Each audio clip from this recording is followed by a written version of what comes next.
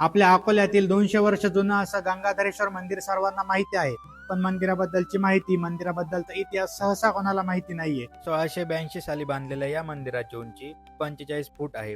त्या काळात बांधकामासाठी लागणारी टिकाऊ दगड प्रवरेकडील टेकड्यांवरून गाड्यावर वाहून आणण्यात आली. मंदिराची वास्तुशैली ही प्राचीन विमानशैलीची उत्कृष्ट नमुना मानली जाते.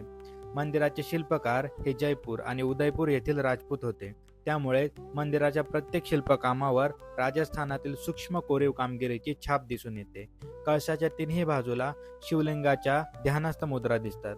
शिवलिंगाच्या मस्तकावर कोसळणाऱ्या पाण्यामुळे हे गंगाधरेश्वर नाव प्रचलित झाल्याचे मानले जाते. श्री गंगाधरेश्वर मंदिर अकोल्याचे एक अमूल्य आध्यात्मिक दालन आहे. या पवित्र स्थानी भेट दिली की मन प्रसन्न होऊन जाते. आणि आता आपल्या परिधान गारमेंट्समध्ये थंडीसाठी लागणारे सर्व कपडे अगदी 25% डिस्काउंटमध्ये उपलब्ध आहेत.